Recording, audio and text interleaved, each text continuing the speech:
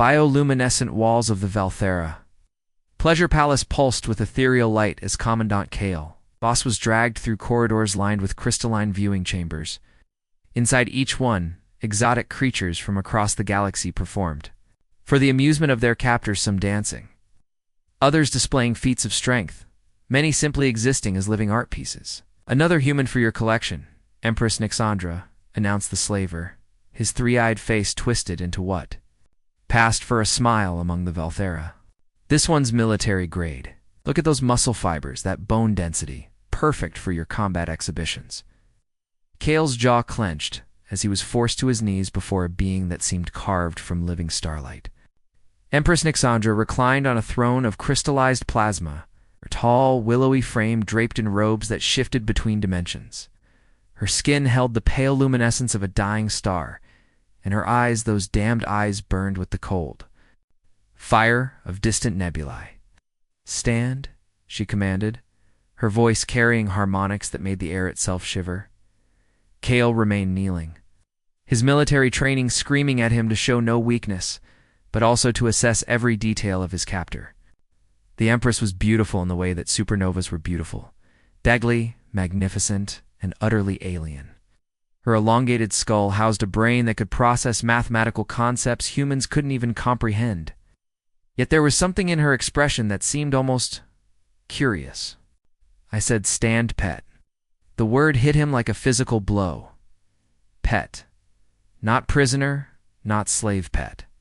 As if he were some exotic animal to be displayed and trained. Kale's hands, bound behind his back with energy restraints, trembled with suppressed rage. "He's defiant," the slaver noted with obvious concern. "Perhaps neural reconditioning would know." Nixandra's voice cut through the suggestion like a blade. "His defiance is interesting. How long have humans been fighting the collective?" 47 of their years, Empress. They've proven surprisingly resilient for such a primitive species." The Empress descended from her throne with movements that defied gravity, her feet barely touching the bioluminescent floor. She circled, Kale like a predator studying prey, her fingers trailing close enough to his skin that he could feel the electromagnetic fields surrounding her. "Primitive," she mused, tilting her head at an angle that would have snapped a human neck. "Yet they've managed to destroy 17 of our dreadnoughts. Tell me, human, what drives your species to fight against odds that any rational being would consider hopeless?" Kale finally looked up, meeting those burning eyes with his own steel-gray gaze. "We don't know how to quit." Something flickered across the Empress's features, surprise, perhaps, or recognition. For a moment, the throne room fell silent except for the rhythmic pulsing of the bioluminescent walls.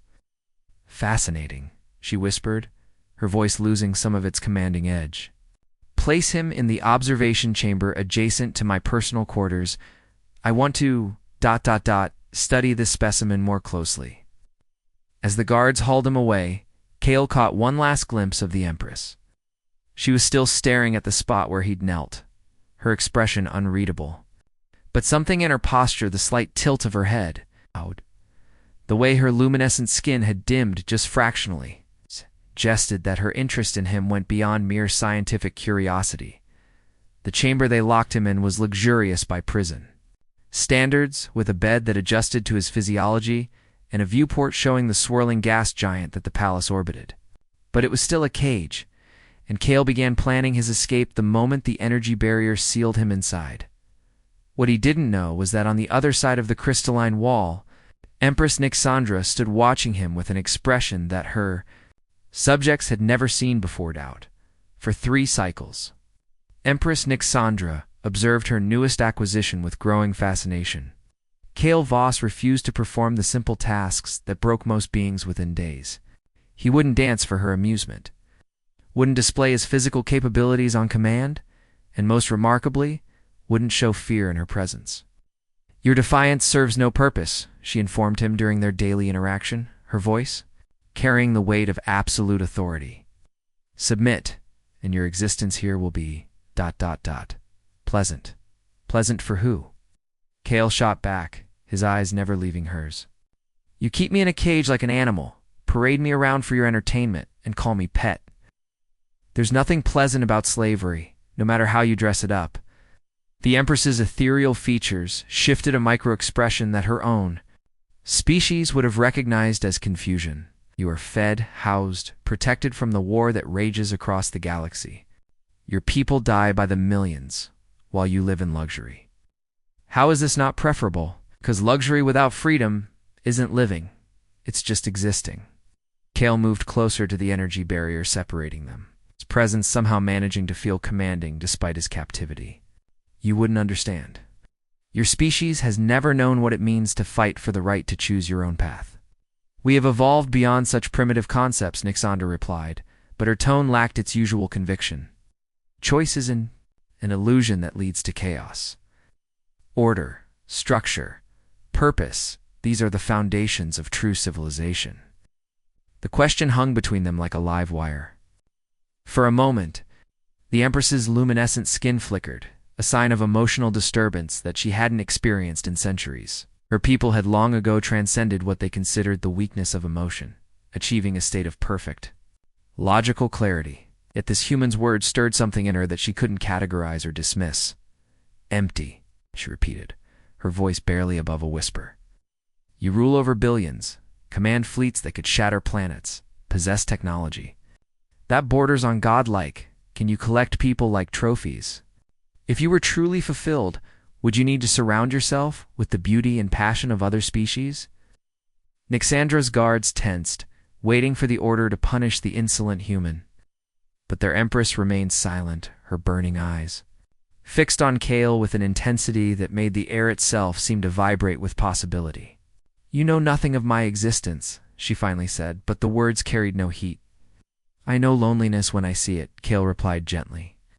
I know what it looks like when someone has everything they thought they wanted and discovered it isn't. Enough. That night, after the palace had settled into its nocturnal rhythm, Nixandra stood alone in her private chambers, staring out at the gas giant's swirling storms. For the first time in her long life, she found herself questioning the fundamental assumptions of her existence. Her people had achieved perfection, immortality, unlimited power, absolute control over their environment. They had eliminated want, fear, uncertainty, and chaos. They had also, she was beginning to realize, eliminated meaning. The door chimed, and her personal attendant entered with the evening reports. Empress. The human continues to refuse conditioning.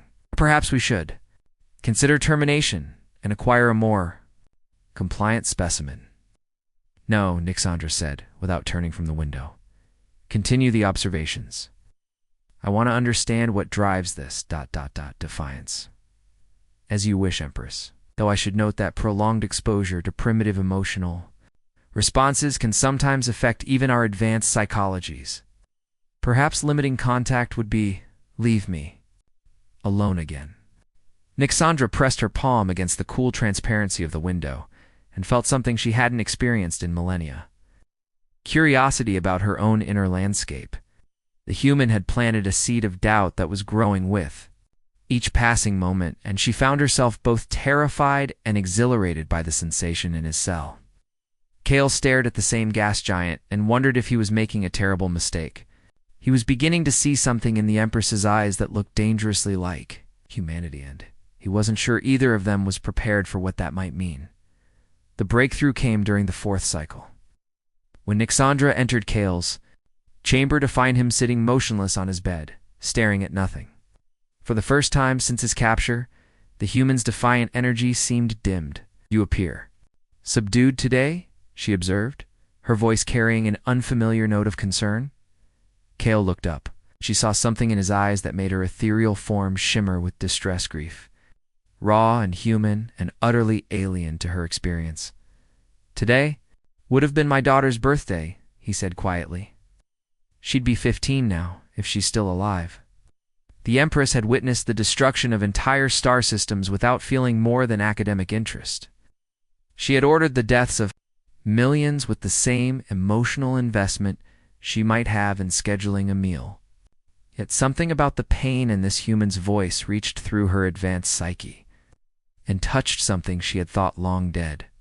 Tell me about her, she said, and was surprised to hear the words leave her lips. Kale studied her face, searching For mockery or manipulation?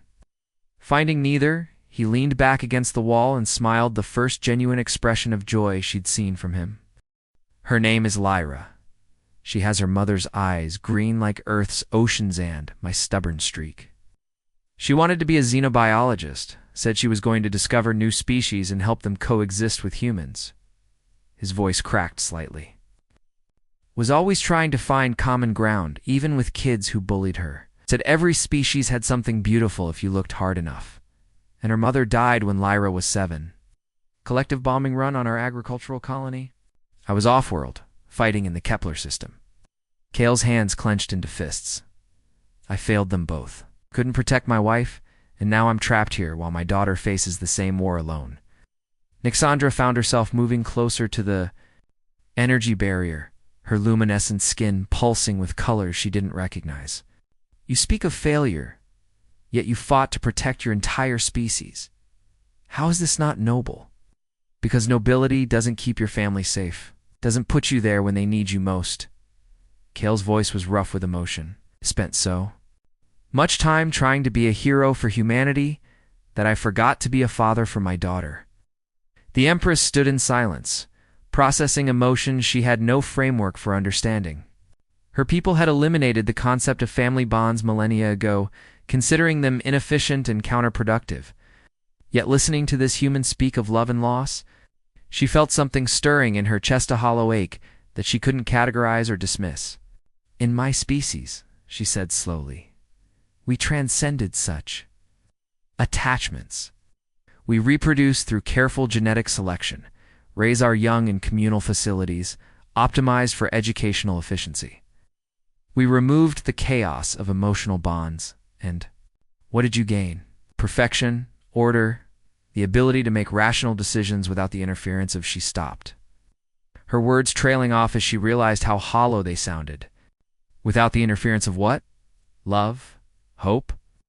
The reason to fight for something greater than yourself? Kale stood and approached the barrier, his presence somehow making her feel small despite her superior height. You call it chaos, but it's what makes life worth living. It's what makes us more than just biological machines going through the motions. Yet it also brings pain, Nixandra whispered. And for the first time in her long existence, she understood what her people had truly sacrificed in their pursuit of perfection. Yes, Kale agreed. It brings pain, but also brings joy, purpose, meaning. Would you rather feel nothing than risk feeling everything? The question hung between them like a challenge. That night, as Nixandra lay in her bed staring at the ceiling, she found herself wondering about the daughter this human had described. A child who saw beauty in every species, who sought common ground even with enemies. A child who was somewhere out there, possibly fighting for survival, while her father remained trapped in gilded captivity. For the first time in her existence, Empress Nixandra felt something that her people had eliminated from their emotional vocabulary-guilt. And in that moment, she began to understand that the human in her collection wasn't the one who was truly imprisoned. The change began subtly, small deviations from established protocol. Nixandra found herself extending their daily sessions, asking questions that had nothing to do with studying human behavior and everything to do with understanding Kale as an individual. She learned about his childhood on a frontier colony, his dreams of becoming an engineer before the war consumed his generation, his favorite foods, his irrational fear of deep water. You're lonely, he said one day, the observation delivered without judgment or accusation. I am Empress of the Velthera Collective, she replied automatically. I am surrounded by billions of subjects. That's not the same thing, and you know. Kale's voice was gentle now, the harsh edge of his earlier defiance replaced by something that might have been compassion. When did you last have a conversation where you weren't giving orders or receiving reports? The question stopped her cold. When had she last engaged in discourse for its own sake? When had she last felt curiosity about another being's thoughts, hopes, fears? Her people had achieved immortality and perfect logical clarity, but they had also achieved perfect isolation from one another. We do not require, she began, but Kale interrupted her. What do you dream about, Nixandra? Her name on his lips was like a physical shock, not Empress or Your Majesty, but her actual name, spoken with the same warmth he'd used when describing his daughter. The intimacy of it made her luminescent skin flicker in patterns she didn't understand. "We have eliminated the inefficiency of dreaming," she said, but her voice lacked conviction. "Everyone dreams. Even if you don't remember them, even if your people have convinced themselves otherwise. What do you see when you close your eyes?" That night, Nixandra allowed herself to examine the images that flickered through her consciousness during rest periods. They were fragmented, confused memories of worlds she'd never visited, faces of beings she'd never met, sensations she'd never experienced. And increasingly, they featured a human male with steel-gray eyes who looked at her not with fear or servility, but with something that might have been understanding. The breaking point came during the 7th cycle, when Kale collapsed during their session. The energy restraints that had bound him since his capture had been slowly poisoning his system, designed to weaken resistance through gradual cellular degradation. By the time Nixandra realized what was happening, he was dying. "Remove the restraints," she ordered her guards, her voice carrying a new urgency. "Empress, protocol requires, remove them now." She knelt beside Kale's unconscious form, her hands hovering over his body as medical scanners materialized around them. Life signs were failing, the elegant technology of her people having slowly murdered the being she had come to. ... What? Value? Respect? The concept was foreign to her, but the panic she felt at the thought of losing him was undeniably real. "Can you save him?" she asked her chief medical officer, and was shocked to hear the desperation in her own voice. "Perhaps, Empress, but the treatment will require significant resources. And for what purpose?" "We can acquire another human specimen, save him," she commanded. And something in her tone made the officer step back in alarm. For 3 days, Nixandra kept vigil beside Kale's medical pod, watching as her people's technology slowly purged the toxins from his system. She had never maintained such focus on a single individual, had never felt the crushing weight of responsibility for another being's welfare. It was terrifying and exhilarating and utterly consuming.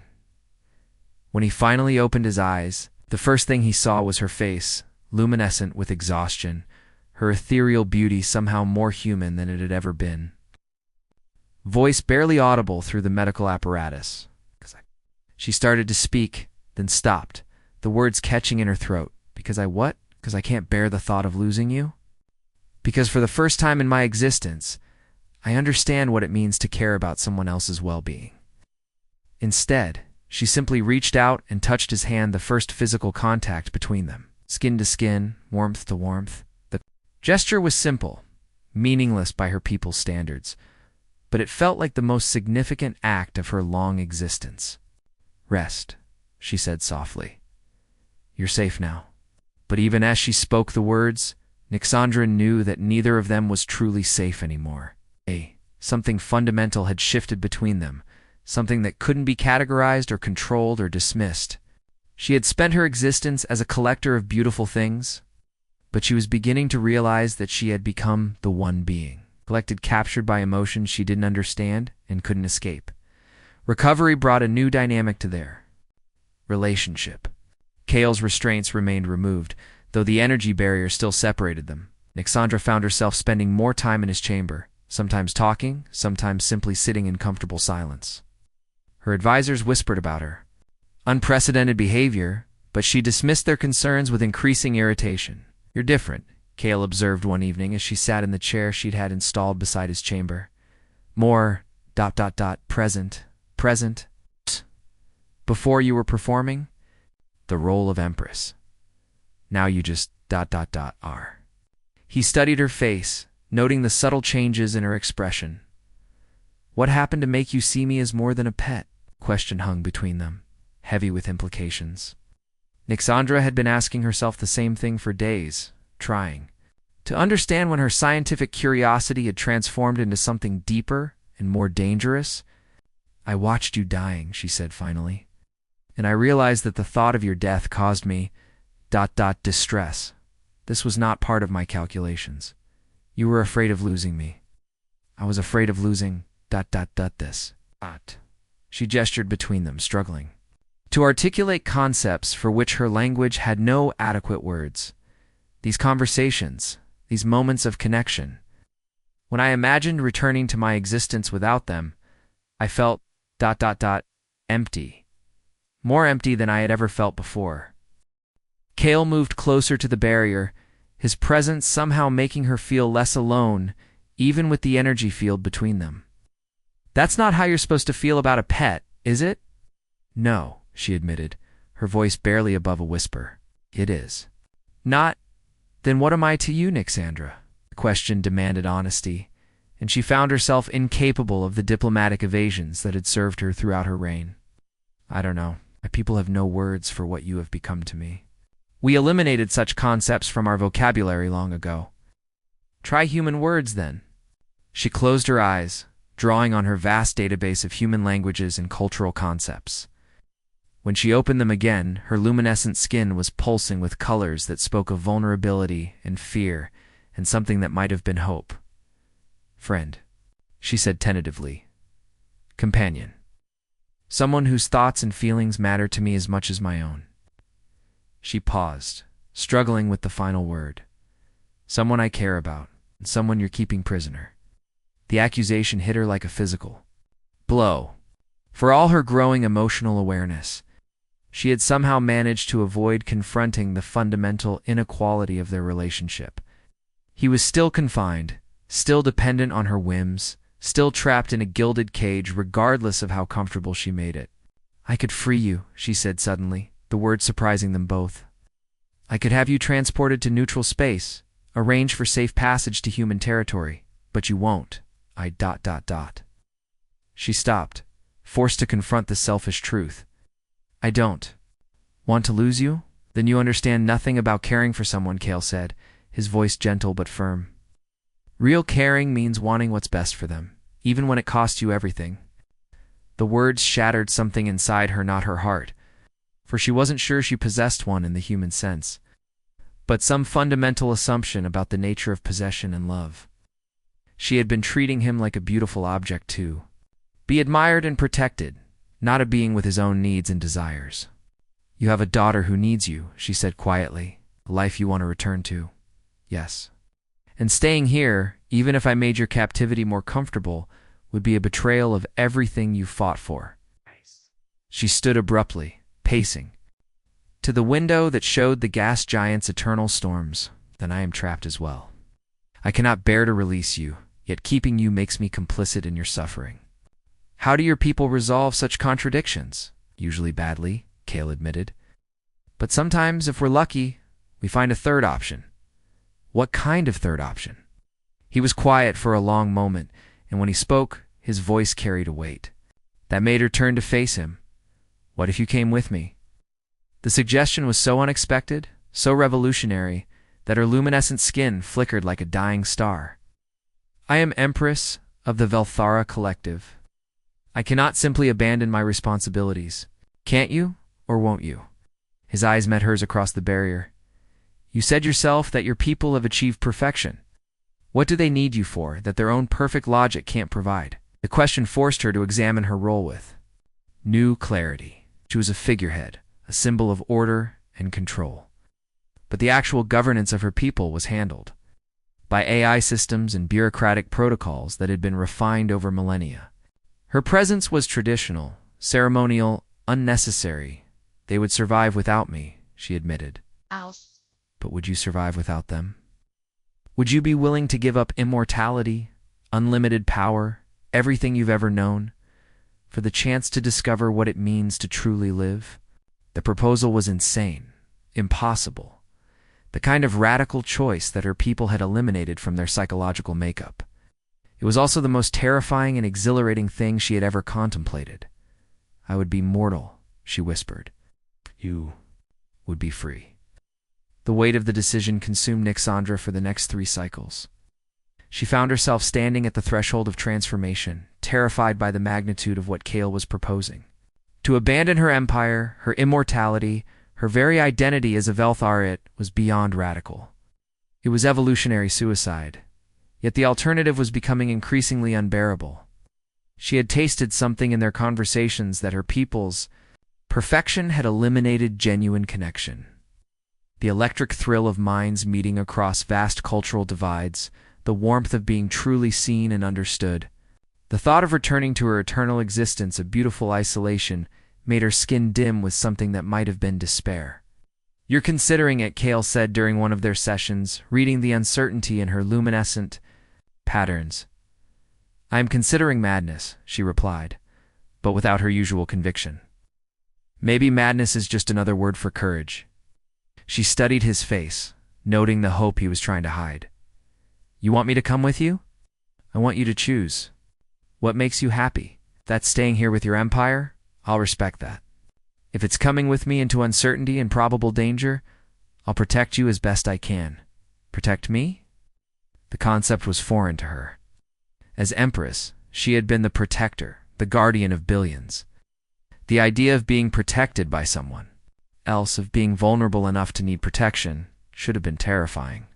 Instead, it felt like relief. What would we be to each other? She asked quietly, "In your world, what would define our relationship?" Kale moved closer to the barrier, his presence somehow making her feel steady despite the chaos of her thoughts. Whatever we chose to be, friends, companions, partners in crime, the future would be ours to write. "Partners in crime," she repeated, testing the phrase. "I like the sound of that." The decision crystallized in that moment, not through logical analysis, but through something deeper and more primal.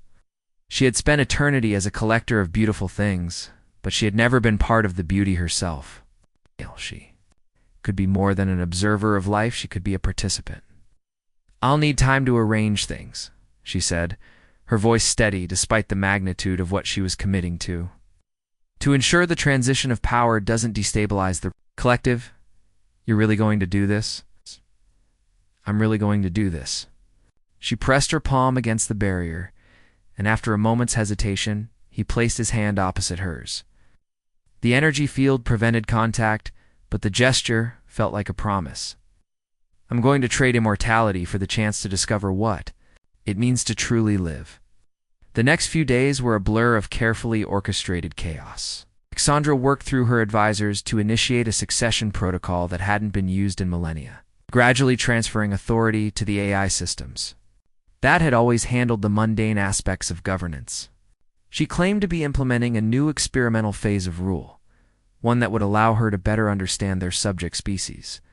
Only her closest advisor, Zephyrain, seemed to suspect the truth.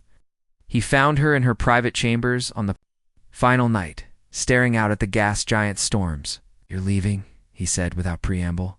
"Yes, for the human." "For myself," she corrected.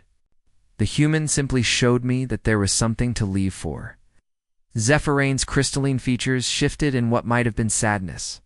"You will die out there. Your physiology is adapted for our environment, our technology. Among the primitives, you will age, weaken, eventually cease to exist." "I will live," she said simply. "Perhaps for the first time in my existence, I will truly live. And if you regret this choice..." She turned to face him, her luminescent skin pulsing with colors that spoke of determination and fear and something that might have been joy. "Then, I will have learned what regret feels like. That seems preferable to learning nothing at all." Escape itself was anticlimactic. Nixandra had designed her palace's security systems personally. She knew every weakness, every blind spot, every way to move through the structure undetected. She disabled Kale's chamber barrier, led him through maintenance corridors to her private hangar, and activated a stealth ship that she'd been preparing for days. As they broke orbit, leaving the gas giant and her empire behind, Kale noticed that her luminescent skin was flickering in patterns he'd never seen before. "Are you crying?" he asked softly. She touched her face, feeling the moisture their tears, she realized. Though her people had eliminated the biological response to emotion long ago, yet here she was, weeping for the first time in her existence, and she couldn't tell if it was from grief or relief or anticipation.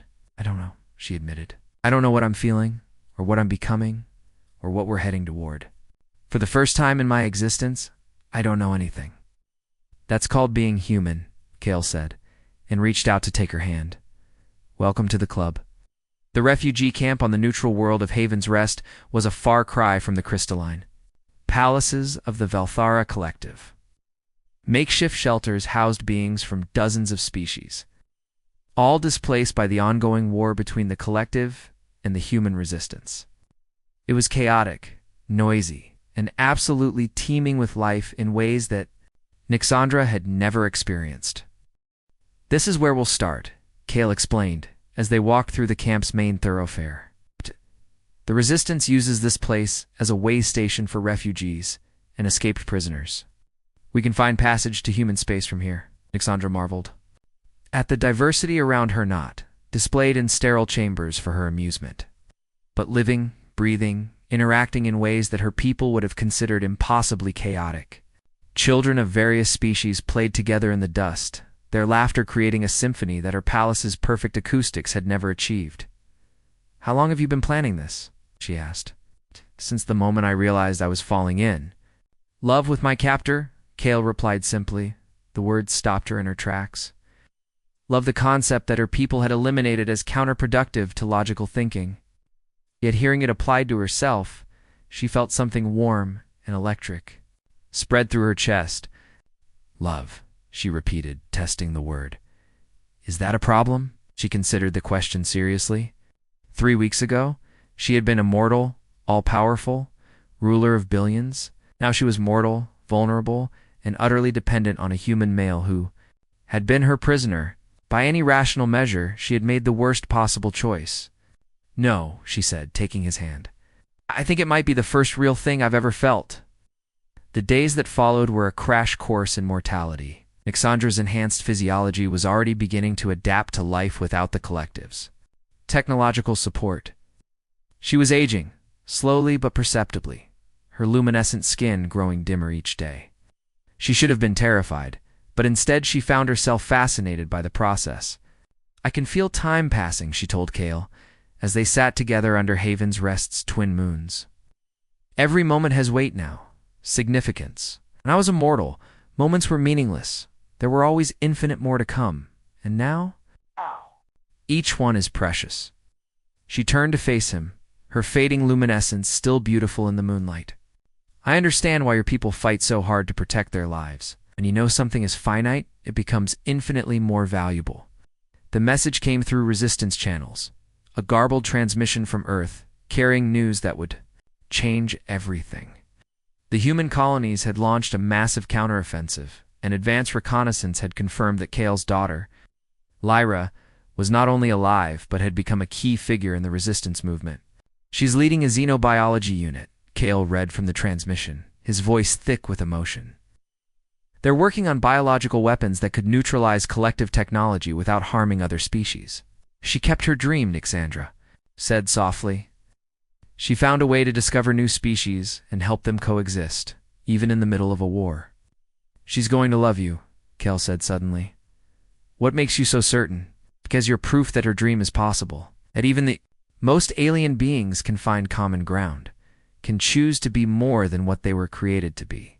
The journey to Earth took 2 months aboard a converted cargo vessel. Nixandra's transformation continued throughout the voyage, her luminescence fading, her height decreasing as her bones adapted to standard gravity, her mental processes becoming more intuitive and less analytically perfect. She was becoming something new, something that was neither fully Valthera nor human, but uniquely herself. "Do you regret it?" Kale asked one evening as they watched the stars through the ship's viewport. "How can I regret becoming real?" she replied. "I spent eternity as a perfect being who felt nothing, knew nothing, experienced nothing. Now I'm mortal, flawed, uncertain about everything, and I've never been more alive." The reunion with Lyra took place in a resistance medical facility on Earth's moon. Kale's daughter had grown into a young woman with her father's determined jaw and her mother's compassionate eyes.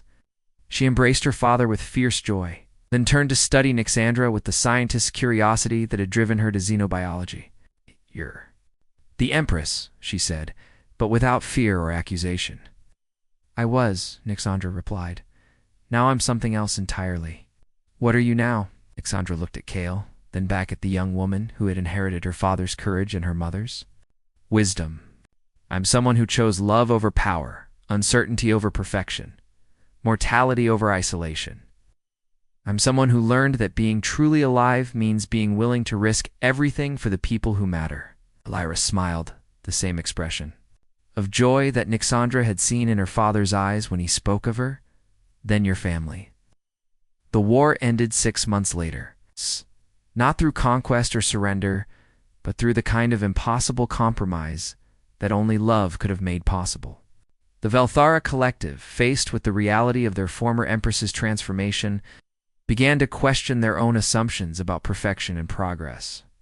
Humanity, led by beings like Lyra, who believed in the possibility of coexistence, offered an alternative to eternal conflict. On the day the peace treaty was signed, Nyxandra stood beside Kale in the garden they had planted behind their small house on Earth's surface. She was fully human now, her luminescence gone, her immortality traded for the precious gift of a natural lifespan. She would age, she would die, and she had never been happier. Any regrets? Kale asked, the question that had become their private joke. Only one, she said, taking his hand. That I wasted so much time being perfect when I could have been alive. Above them, the stars shone with a light that was no longer cold and distant, but warm with possibility. In the distance, they could hear Lyra's laughter as she played with the children of refugees from a dozen worlds, living proof that love could indeed transcend any barrier, bridge any divide, and transform even the most alien of hearts. Nyxandra had once been a collector of beautiful things. Now she was part of the beauty itself, woven into the chaotic, imperfect, absolutely magnificent tapestry of mortal life. And in her tears of joy, of loss, of overwhelming gratitude for the gift of feeling she had found the most precious. Treasure of all, the knowledge that she was truly, completely, irrevocably alive. The alien queen had said humans were pets. But in learning to love one, she had discovered what it meant to be truly free. The documentary crew from the Galactic Broadcasting Network seemed almost nervous as they set up their equipment in the modest Earth dwelling that had once housed an interstellar empress. Nyxandra, now simply Nyx to her friends, watched with amusement as they carefully arranged their recording devices around the living room where she and Kale had been reading together. Are you certain you want to do this? The lead journalist asked a Centaurian whose blue-tinted skin betrayed his anxiety. The collective's current leadership has expressed concerns about your public statements. Let them be concerned, Nyx replied, her voice carrying only the faintest trace of her former imperial authority. I'm no longer their property to control. The interview began with standard questions about the war, the peace process, the unprecedented transformation of a Valthera into human form. But as the session progressed, the journalists found themselves drawn into something deeper, a conversation about the nature of consciousness, the meaning of existence, and the price of perfection. You gave up immortality, one of them pressed. Unlimited power, the ability to reshape reality itself. How do you justify such a catastrophic loss? Nyx smiled, the expression weathered by 5 years of human emotion, but radiant with contentment. You assume those things were gains rather than losses. I didn't give up immortality. I traded an endless existence for a meaningful life. Didn't abandon power. I discovered that the ability to choose love over control is the greatest power of all. But surely you must feel diminished, another journalist insisted. You were a goddess among mortals. Now you're just ordinary. Ordinary, Nyx repeated thoughtfully. Yes, I suppose I am. I wake up each morning not knowing exactly what the day will bring. I worry about trivial things like whether we have enough food for dinner or if the garden needs watering. I argue with my husband about whose turn it is to take out the garbage. I get tired. I get sick. I have days when I feel sad for no reason at all.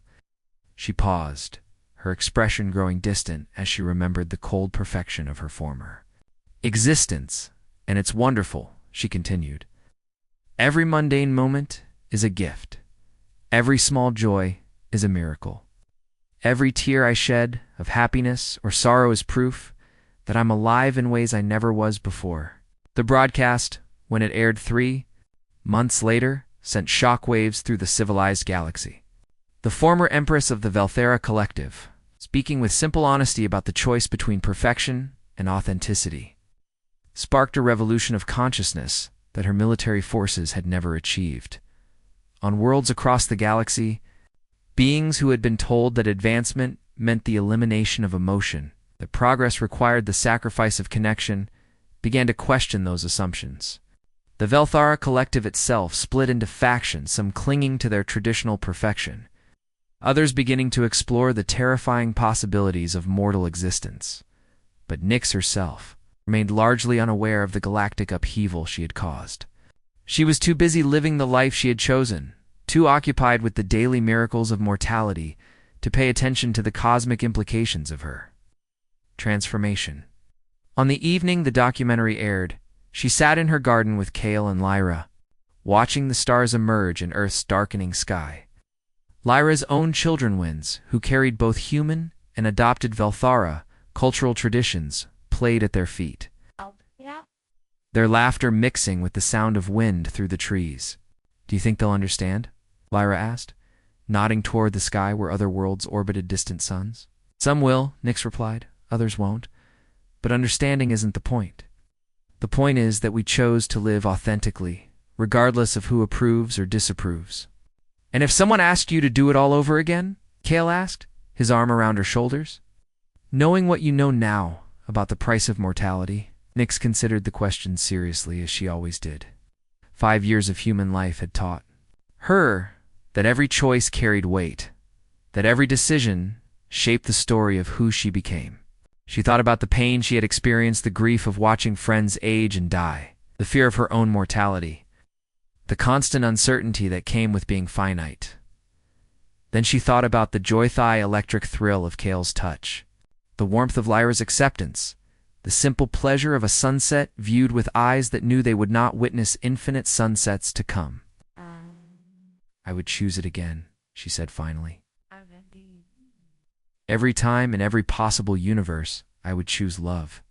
Over power, mortality, over perfection, the beautiful chaos of life, over the sterile order of existence.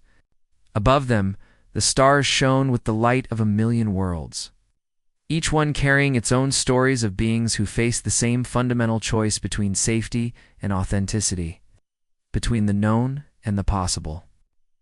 Path of controlled existence. Others would risk everything for the chance to discover what lay beyond the boundaries of their fears, and on a small blue world in an unremarkable solar system. A former empress held her mortal husband's hand and marveled at the infinite possibilities contained in a single, precious, finite moment. The alien queen had said humans were pets. But in learning to love one, she had discovered the greatest truth of all, that the only cage that truly mattered was the one we built for ourselves. Meant that the key to freedom had always been nothing more than the courage to choose love over fear in the end. That was the most human thing of all.